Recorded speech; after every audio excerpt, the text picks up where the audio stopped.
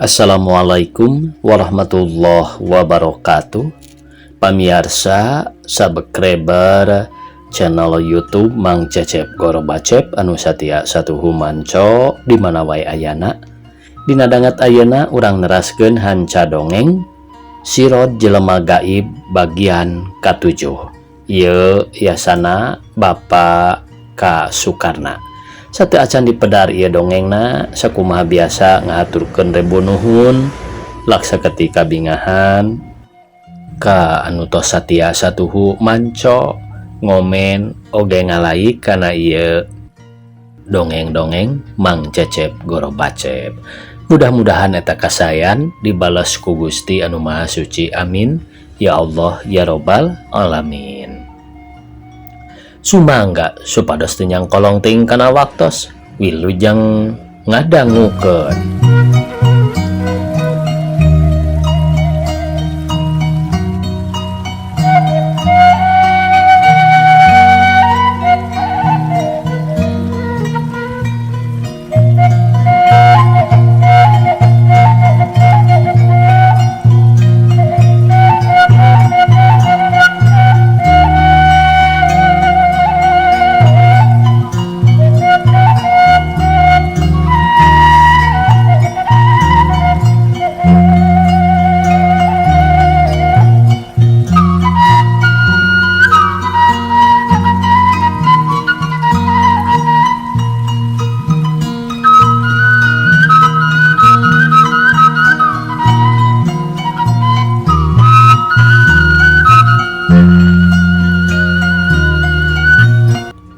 Jampe berorangan sia cuk Abah Jamil bari nyokot eta kampak terus harita dijingjing sarta leos manehna teh indit deui. Ningalikeun Abah Jamil lempang si kewen sareng jangkamin buru-buru naluturkeun manehna lempangna bareng siga nu pacakala-cakala jeung tetep teu daek angger sakapeung nyered ka kenca terus nyered ka katuhu sarta mindeng lurat leret teu paya manggih nu poek bulu pundukna muriding sarta haben luak liuk mindeng ningali ka tukang. Teu lila Abah Jamil teh geus tepi kana loa anu sakitu paroekna lain poek eueuh bulan ngan poek ku daun loa anu sakitu kerapna. Cahya bulan kahalangan ari handapeun loa mah tapi pikeun Abah Jamil ku kitu teh teu sieun da manehna mindeng pisan ngajajah nu sarangat upama malam Jumaah. Anu maksudna manehna mah hayang wawuh jeung nu lembut nu teu katingal ku panon. Kewen, teangan si Tiwul teh kuil lain ka ditu. Tadi mah kalebah dieu lumpatna teh. Nah, ari ayeuna ka mana tangaleosna? Boa-boa balik deui ka imah. Ceuk Abah Jamil bari lurat reret kanu parwek sok sieun si Tiwul cilaka ku polahna sorangan. Leres Abah, si Tiwul mah ku abdi oge katinggal tadi teh. Moal lepat deui aya di imah, jawab si kewen gancang nakar. Bohong sia kewen, hayang balik ke laing mambung neangan. Abasnya, lamun teu indit neangan di lalawak ieu, disebakeun ku kambah buyut namru sia. Cuk Abah Jamil bari nyorongot. Ampun Abah, keun urang teangan ku abdi, jawab si kewen bari luak liuk kawetan. Breh manehna ningali siga jelema di balong. Atuh rei si kewen muriding bulu pundukna bari melongteng icep ningali anu ngajanteng sarta keur meungpeunan beungeut di sisina sarta keur meungpeunan beungeut di sisina balong pisan. Ayo, teangan kewen. Nah, kala melotot bayi lain teh ha. Abah Jamil bari melong ka si kewen anu gawena ngahulang. Abah, aya jurig cai bah. Tuh, jawab si kewen ngomong namani harosos. Mana ditewak ku aing mah. Abah Jamil bari luak liuk ningalian kanu jauh anu kaitung sarangat. Tuh bah, tetela juragan.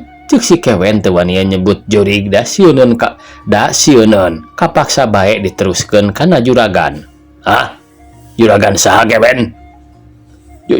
Juragan Jupri, jawab si kewen can wanian keneh nyebut jurig kalah hayoh nyebut Jupri tapi bari nunjuk ka balong. Borangan, dasar leg-legan jurig jarian sia. Borangan gitu mah kewen. Lain jurig eta mah. Jurig mah lain gitu dulu. Ayo tuturkan aing. Abah Jamil bari terus nyamperkeun anu ditunjuk ku si kewen anu ngajengjen siga babegeg. Barang geus tepi ka balongnya Abah Jamil teh seuri sabab manehna nyahoeun yen anu cicing ngajanteng teh teteh lapisan Siti Hul. Lakuna kawas nu gelo nangtung jeung nungkupan panon kawas nu embung ningali ka sakuliah di dinya anu loba pisan jurig mata koream ngaliwat. Hei Tihul, cuk Abah Jamil ngabentak tarik pisan meuni ampir katorekan. Lantaran harita perem katambah mengpenan panon Siti Hul meuni rewaseun aya nu nanya ngabentak. Sorana siga geledeg, tina bakat ning kaganggu ku rupa-rupa kasieun tepikeun kan teu apal kana sora guruna teh eukeun mah sorana tarik. Nu ditanyakeun ngalamun sieun dicok-crok polona atuh mane wawa wowo tina bakat ning ku sieun. Ampun, tara heueuy kuring mah, tara tuh Abah Jamil anu kudu ditanda sama sabab manehna anu binasa. Ampun, cek Siti Hul gogorowokan. Omat kuring mah hampura juragan juju. Dilegleg sia ku aing Tihul, cek Abah Jamil teu nyentak teuing kawas anu rada watir. Saha ieu teh geuning sorana mah siga Abah Jamil, cek Siti Hul encan bentak tapi ari hatena mah masih dugdag. Aing Tihul, nail aing make nyebakeun ka aing Tihul. Tihul, cek Abah Jamil bari imut bet lucu deui neuleuh pola Siti Hul teh si horeng wanian nyaksra kebon teh lamun babarengan jeung manehna. Ari sorangan mah borangan pisan. Ngadenge soal Abah Jamil brai Siti Hul harita teh manehna geus wani bentak tapi hatena mah ratug lantaran sieun nyalahan. Ari breh teh teteh lapisan anu nanya ka manehna teh Abah Jamil ngebedega bari ngajingjing kampakna dibaturan ku si kewen ngarendeng sareng Jang Kamin. Abah Jamil ieu teh nya aing. Nanaonan si lain make diajar ngojai dinu deet Apa nabi teh diberi ku eta Abah tak ku eta jawab Siti Hul rada teteg bari nunjuk kana kampak anu dijingjing ku Abah Jamil. Nah geuning eta pakaian jalibrug apana kampak mah teu kebat ngudag hulu si laing teh lantaran abdi kasieun gancang bae teuleum sabab sugan moal kadeleueun ari aya di jero cai mah. Ari mangpenan banget kunaon ai ku eta deui ningali budak bencirong teh Abah tuh dina barang bang kalapa nenggang, cek Siti Hul bari ret manehna ngareret deui kana tangkal kalapa nenggang. Ari breh kadeuleu deui atuh korowok manehna ngomong. Abah tuh aya deui gugulantungan Abah wala sieun Abah tuh ningali ka dieu, cek Siti Hul bari loncat gap nangkep kana awakna Abah Jamil. Mentong nanggap belegog. Aduh, ieu taneuh baseuh kana pakaian aing deui. Halik nyingkat Tihul. Aduh, keur teu boga salin teh sia padorakakeun. Abah Jamil bari rek nakol sirah Siti Hul ku hulu kampak. Ampun Abah, tuh aya nu gugulayunan Abah. Aduh, Siti Hul bari pupurungkutan. Keben, bener itu teh nu gugulayunan dina barang bangkalapa? Abah Jamil nanya ka si kewen anu undur-unduran deui. Sanes Abah, sanes, jawab si kewen bari netep kena barang bang kalapa anu kadeuleu ti kajauhan mah siga aya nu keur gugulayunan. Naon atuh pangdeuleu maneh? Abah Jamil nanya deui bari ret neuleuh Siti Hul anu geus henteu muntangan ayeuna mah. Katinggal ku abdi mah eta barang bang kalapa teh potong Abah, jawab si kewen bari melong kana barang bang kalapa anu ngulape sapotong. Bener tai laing mah kewen, Siti Hul manggeus kotokeun. Abah Jamil bari netep ka Siti Hul pok neruskeun omonganana. Tihul, eta barang bang kalapa teh waktu hujan dibentar gelap deuleu. Tuh matak ngaplek da puguh potong. Budak buncirong eta teh. Aduh Abah, tetep kanggo abdi mah masih kene budak buncirong eta teh. Bawa abdi mah di arah jurig Abah, jawab Siti Hul semu sieun. Barang bang eta mah siga buncirong sate eta tah. Bulu panon ilaing pinuh kuletak. Nanaonan atuh sia make ngaliang di balong nurutan belut, cek Abah Jamil ambekeun bari terus nyusut panonna Siti Hul anu geus pinuh kuletak. Pok manehna nyarita deui. Coba deuleu ayeuna budak buncirong anu gugulayunan teh aya keneh.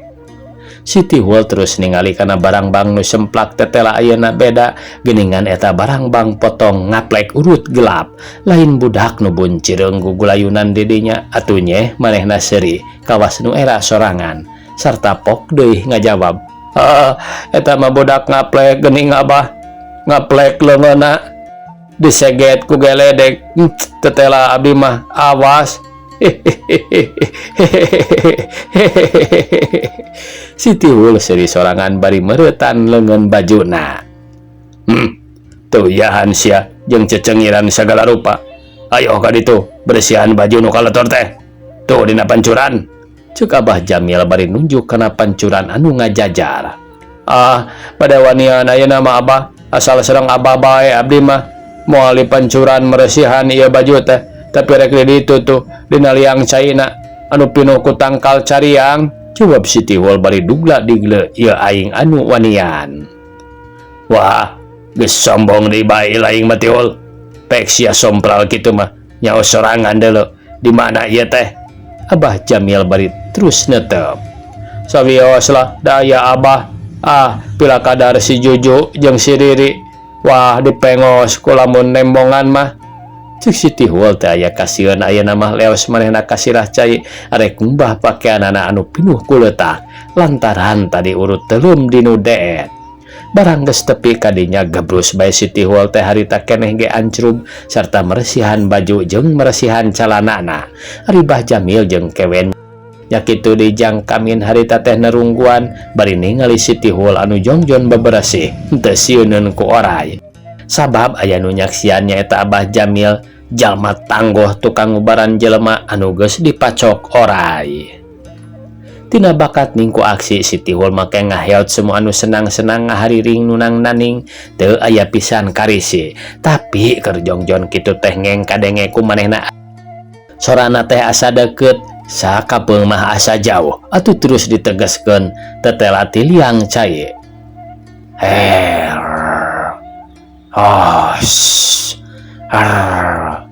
Cerak cerak cerak bre aya nu ngadongkok segede bobokop panonna mani katara siga neuteup ka Siti Hul atuh Siti Hul celeungeu siga nu hayang sidik.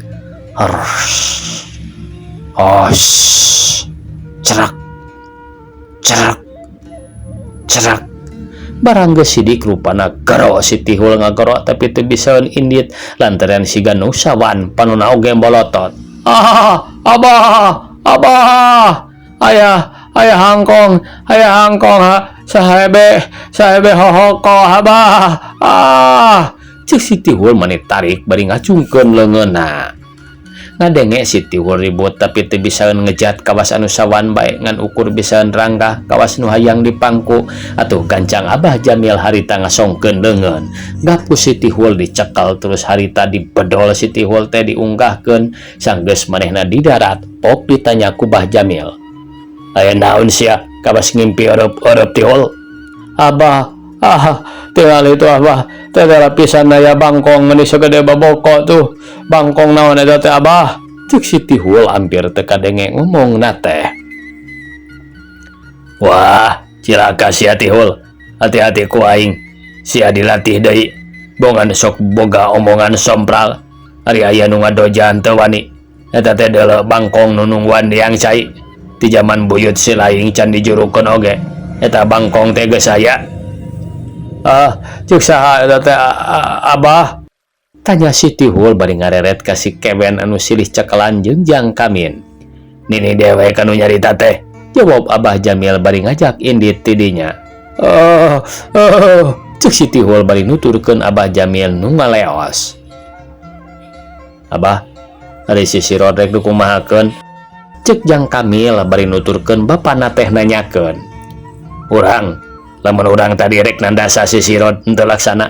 Eta tandana manehna jaya. Jadi cek Abah, cek ajaran guru Abah baheula. Lamun kitu ulah dipaksakeun, lamun dipaksakeun engkena urang nu eleh. Tak kitu ujang, lain Abah teu wani, keun urang teh ngan apesna, urang paehan ku jalan sejen. Tong hariwang ujang, pikeun Abah mah moal eleh wewesen ku manehna teh.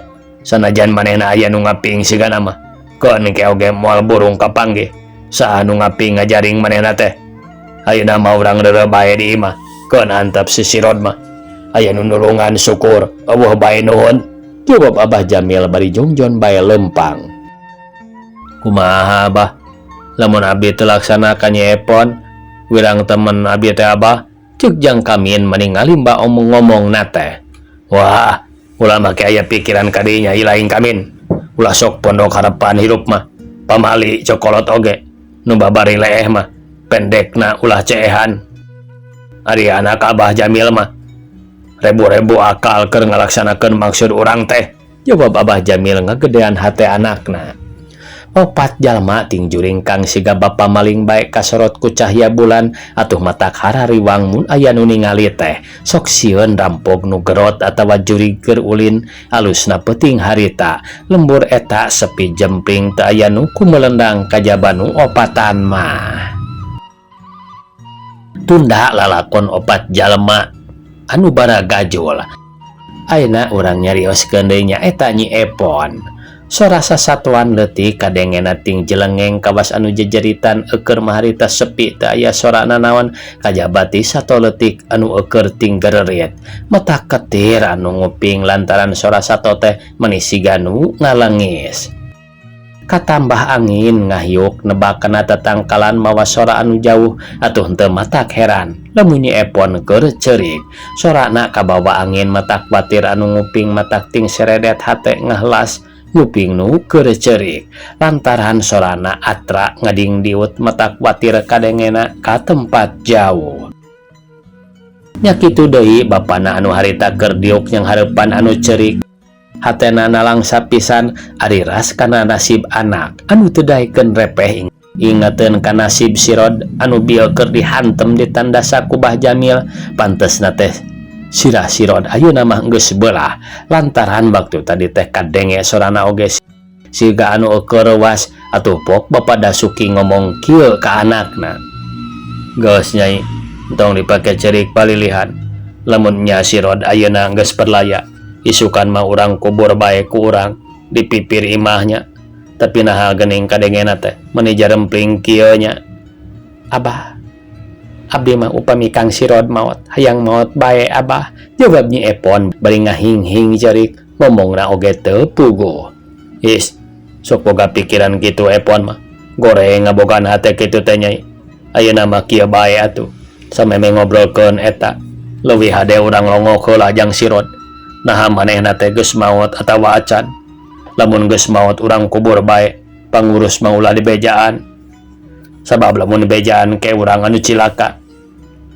Nanaha make urang anu cilakana Abah? Apan Abah Jamil anu salahna?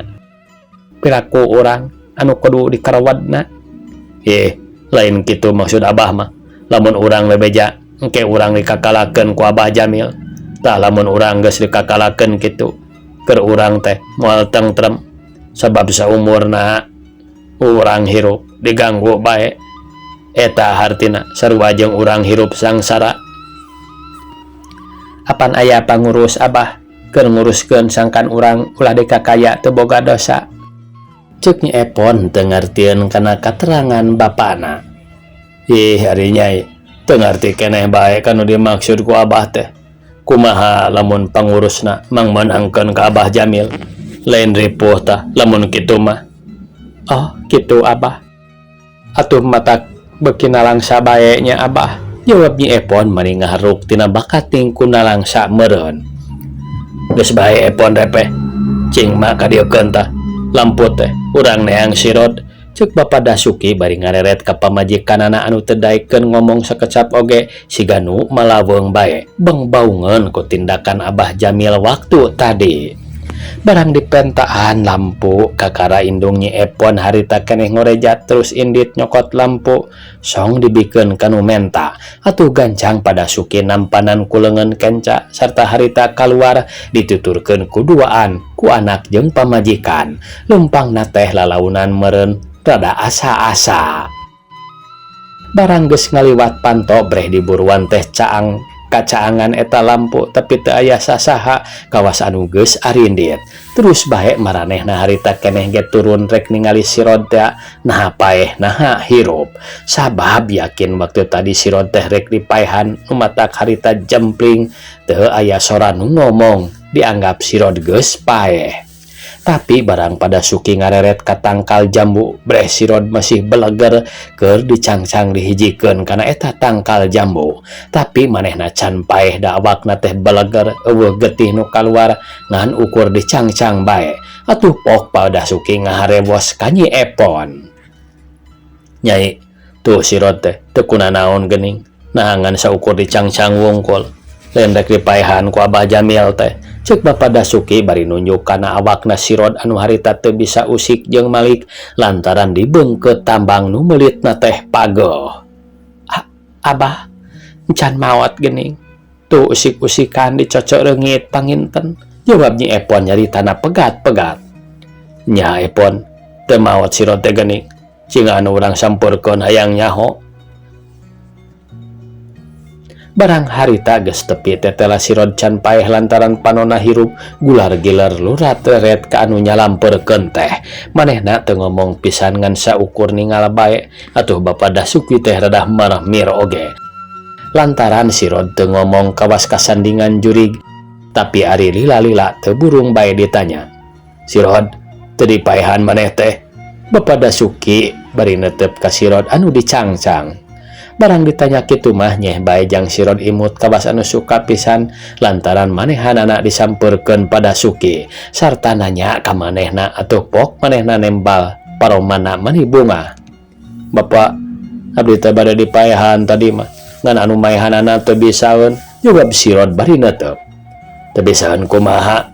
Jawab Bapada Suki heraneun pisan. Kampak anu dipake narok sira abdi mbunggeun keuna bapak tapi ulin meni kawas papatong nguterna teh sarta rek ngakan suku Bah Jamil ngan manehna kesit pisan nuncatna teh atuh teu kahakan ku Kampak. Jawab Sirod teu ngabohong. Terusna kumaha Sirod? Ceuk Bapada Suki heraneun. Eta Kampak ngahiuk rek nyambar ka Sitihul ngan Sitihul teh ngabecir kawas belok ka beulah kidul. Duh kakumaha ayeuna mah? Ayeuna manehna teh rek teu kumahakeun deui Sirod. Duka atuh margi anu nyangcang ka abdi tos teu araya boa geus dilapurkeun nya Abah margi henteu daratang deui. Jawab Sirod bari netep ka Nyi Epon kawas hayang ditulungan. Abah, nya panginten tos dilapurkeun da manehna henteu tiasa maehan. Nu mawi ayeuna mah urang laan bae nya Abah tambangna. Keun da bagian urang ari ku Abah Jamil dilapurkeun mah. Ceuk Nyi Epon bari netep ka bapana. Nya bener, ayo laan bae ari kitu mah. Jawab Bapada Suki bari song mikeun damar ka pamajikanana. Ari manehna terus ngalaan tambang kuduaan jeung Nyi Epon tepi ka beresna pisan. Ngadag atuh Kang Sirod, ceuk Nyi Epon sanggeus eta tambang lesot kabeh.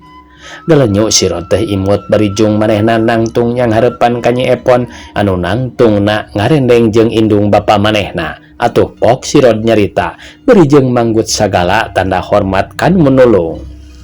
Nuhun Bapak, Nyai, Mak, abdi tos ditulungan ku tiluan. Ceuk jang Sirod bari ngeprukeun calanana anu kotor urut diuk. Sawangsulna Sirod, Bapak oge ngarasa bunga maneh salamet teh.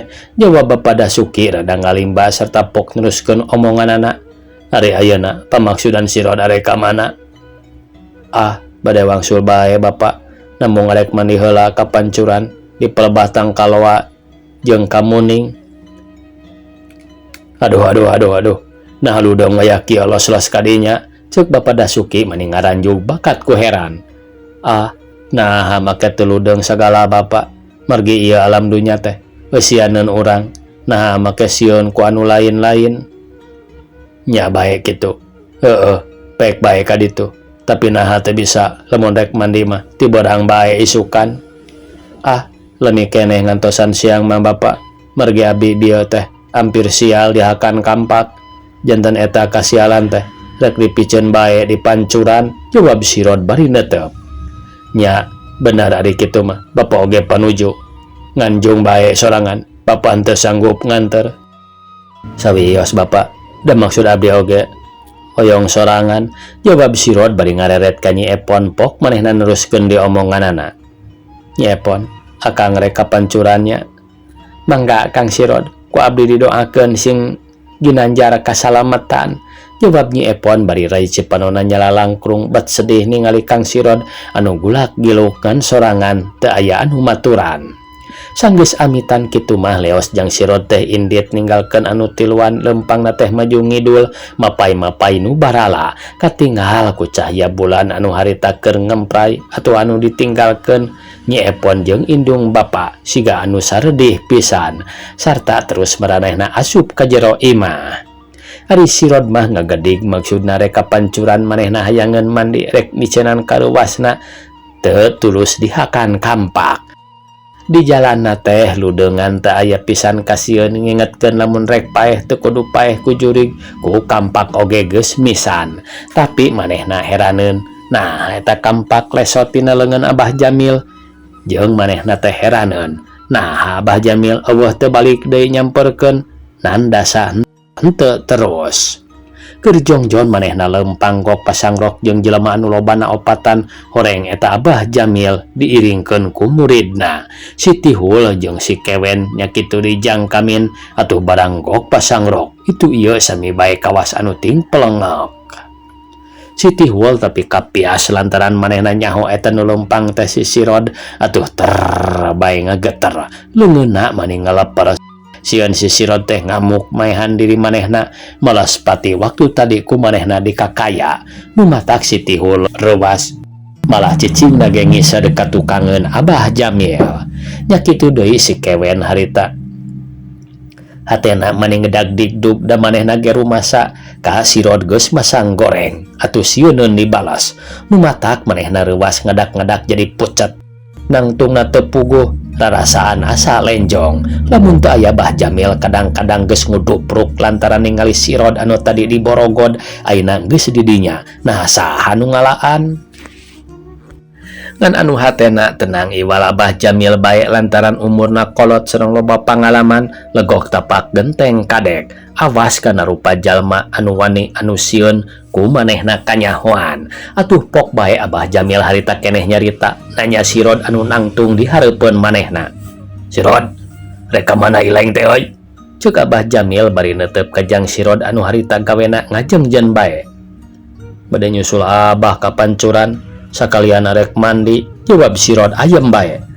Nah aing make disusul-susul. Ceuk Abah Jamil siga nu heran ceuk sangkaan manehna si Rod teh rek males nyeri. Bisi kampak Abah teu kapendak deui ku abdi bade dipangneangankeun. Oh kitu euy, bener tah ilaing mah alus hate teh si Rod. Teu euy, teu leungit kampak dewek mah piraku kampak si jimat make jeung leungit sagala tah ieu geuning ieu ku dewek dijingjing keneh. Nuhun atuh Abah, bade dikumahakeun ayeuna eta kampak teh. Rek dipake naro ka abdi deui, jawab si Rod sigana teh tenang bae teu sieun dipaehan. Barang ditanya kitu mah Abah Jamil teh ngahuleng lantaran eceuk pikirna morek samata-mata si Rod nanyakeun kitu lamun manehna sieun mah malah siga anu nipu. Ngarah Abah Jamil ngambek sarta naro ku kampakna lamun kajadian kitu kampakna teh mecat deui sarta ngudag ka manehna sarta manehna cilaka kitu pikirna Abah Jamil atuh gancang ngawalonan. Si Rod lamun tadi kuring rek narok sira ilaing sarta maksud kuring teu hasil eta hiji tanda ilaing keur digjaya tah lantaran kitu kapaksa dewek moal neruskeun maksud dewek lain sieun euy tapi ngahargaan ka jelema nu jaya sabab senajan dipaksakeun oge tangtu si laing masih aya anu nang tayungan tapi nah ilaing rek nangtang ka dewek hayang dibacok. Ceuk Abah Jamil malik nanya. Moal Abah, abdi mah moal tungtung tangtang sagala. Abdi mah moal ngabogaan hate hayang nandasa ka batur sabab diri sorangan oge ditandasa ku batur teh teu geunah geuning. Syukur bae ari Abah aya maksud moal neruskeun panandasa mah. Jeung nu bener ilaing kudu bebeja ka dewek si Rod. Naon anu sabenerna maksud ilaing make kapancuran wayah kieu?